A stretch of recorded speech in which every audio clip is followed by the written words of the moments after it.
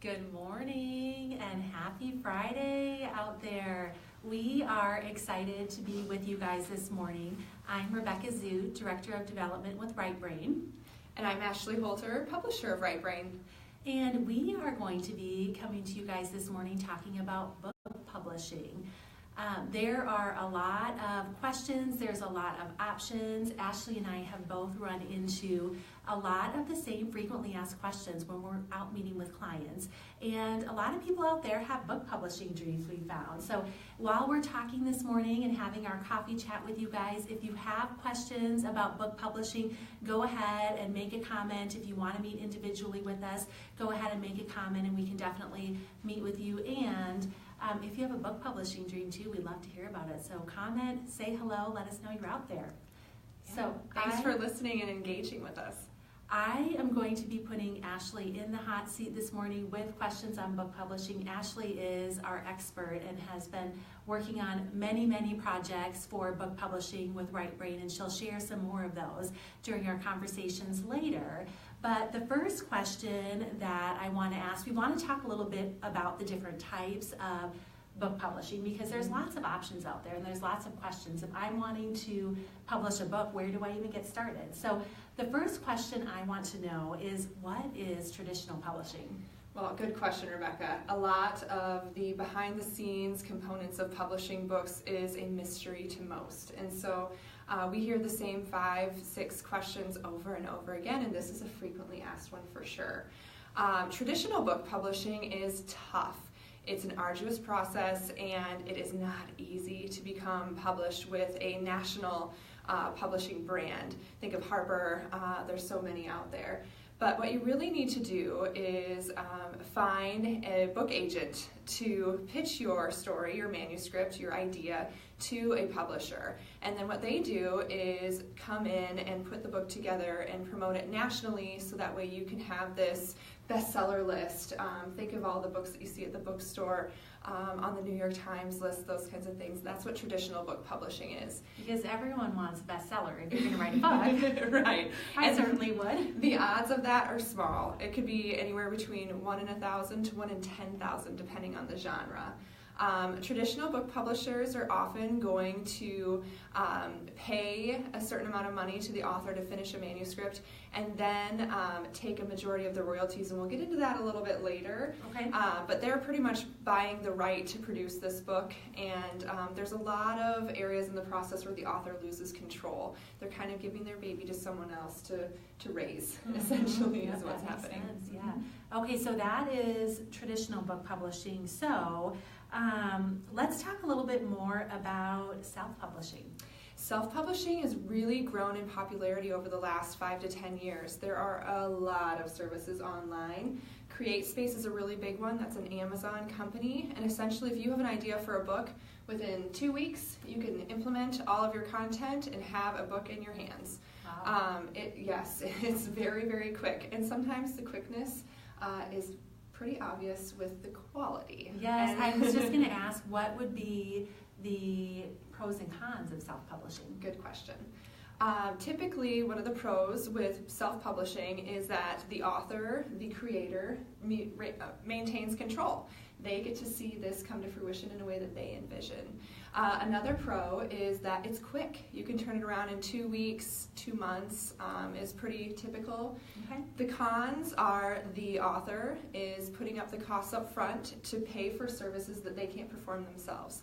Think of photography, think of editing, think of layout, think of cover creation, and oftentimes they're buying those services through that entity, and it's a third-party vendor that they don't have a relationship and they don't know. So let's say for a cover, they would put in what they want the title to be and what images they think would be beneficial, and then they're going to get sent 4 cover options, pick one, and that's it.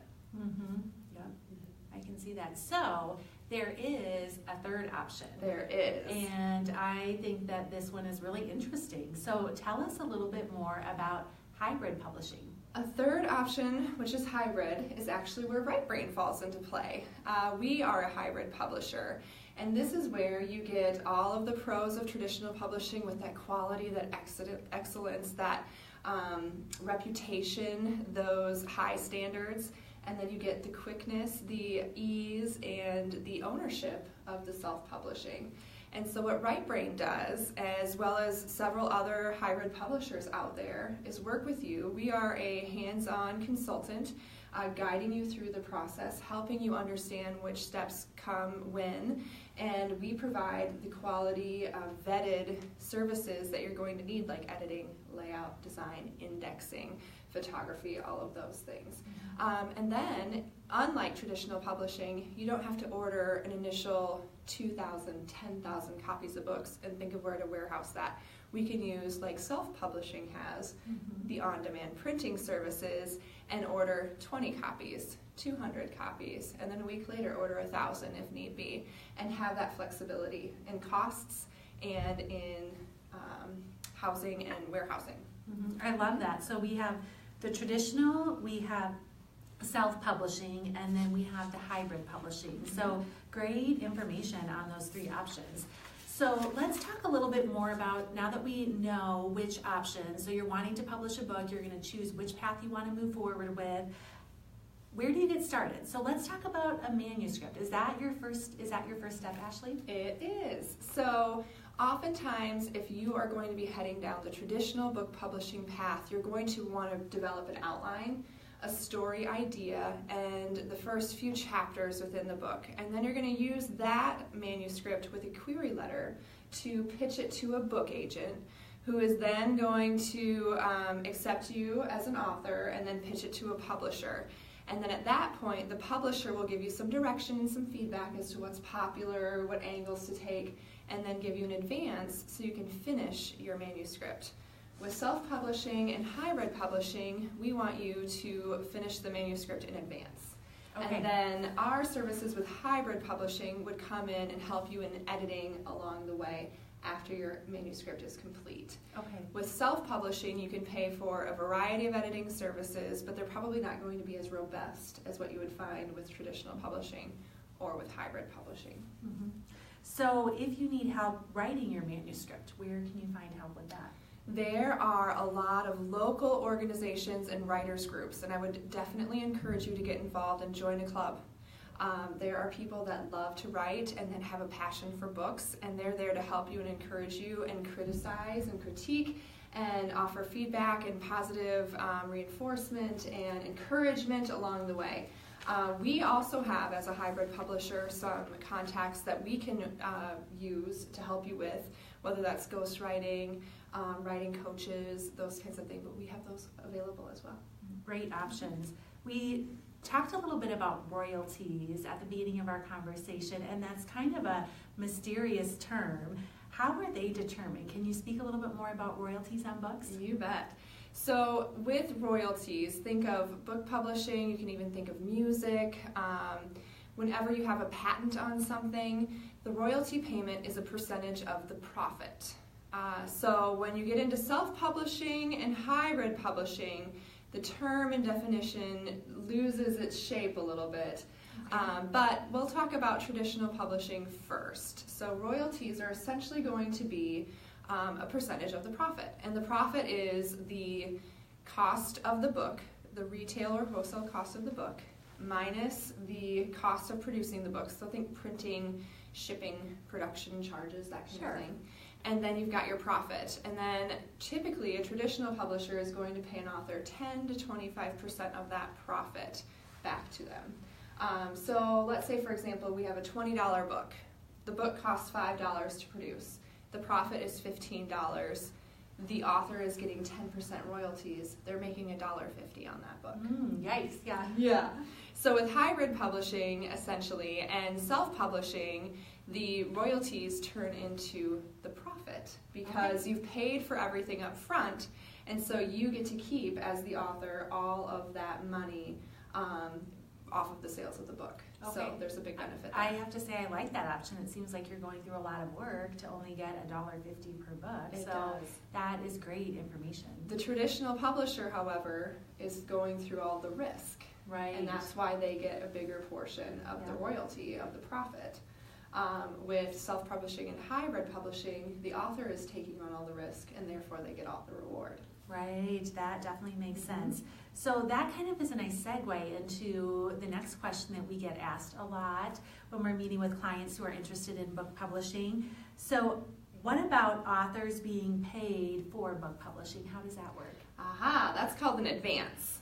And so with traditional publishing, many times a publisher would offer a writer an advance to finish the manuscript.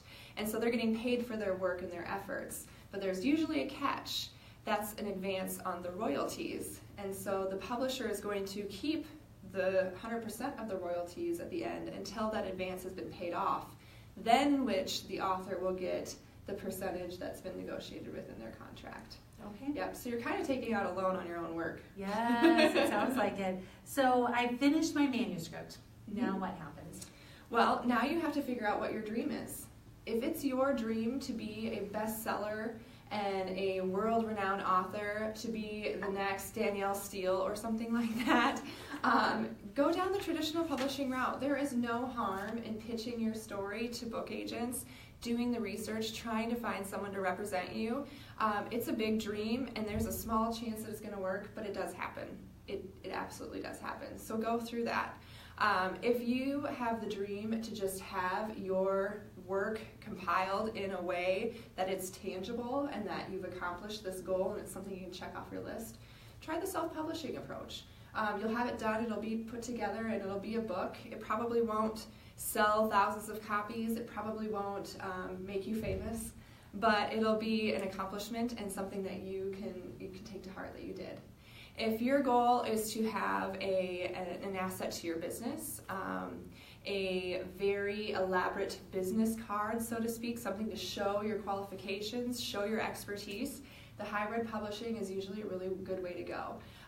The book can then become something to showcase, to get more business in a variety of ways, to use at an exposition, to use at a speaking engagements, to use in a variety of ways to promote yourself, your services, or your business.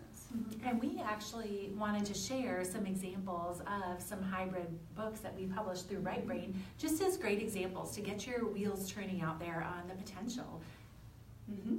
This is our most famous book, and this is the one that we recently published with Chuck Long and Aaron Putsey, and we're really proud of this. This has been so wonderfully well received, and this is a great example of hybrid publishing done incredibly well, where the author and the subject have taken ownership in marketing. They have promoted this and organized so many book signings and made this an amazing piece to promote Iowa Hawkeye football, to promote Chuck Long, and just to really gain momentum with this story. It's been a fantastic thing to see. Here's another sample of a great state fair. This book was a history of the foundation, the Blue Ribbon Foundation, and so this was sold at the fair. This is available for purchase on Amazon, but it has a pretty limited audience. You know, you have to be really into history, really into Iowa in order to get behind this, so it's probably not going to become a national bestseller, but it does have a very specific niche that it's filling, and it's been a great piece too. We were proud to work with the governor and produce this book, the biography of Terry Branstad, and he was the longest serving governor for Iowa and the nation, actually. And this is also a very niche audience type of piece, but it was a proud book for us to be a part of. Definitely. And then finally, we've got another example of Your Invisible Toolbox. This is a book written by Ro Crosby and Deb Renner, and they are part of the Tarot organization. And this is a training tool. This is a book that ties in very well with their business and their organization and the services and skills that they can help develop within people to become better. And so this has been a great tool for them to share their experience and knowledge, as well as promote their services within their business and organization. This is a great piece too. Great examples, definitely. Is there any other thoughts that we want to cover on book publishing this morning, or does that wrap it up, do you think, Ashley? Have we received any questions from our audience? Happy to answer anything on the spot. No? All right. Well, keep the answers coming either via email or within the comments. We'll be happy to respond after this live video. But I think that's it for now. Yes, thanks so much for watching, you guys, and have a great weekend. We will see you next Friday. Thanks.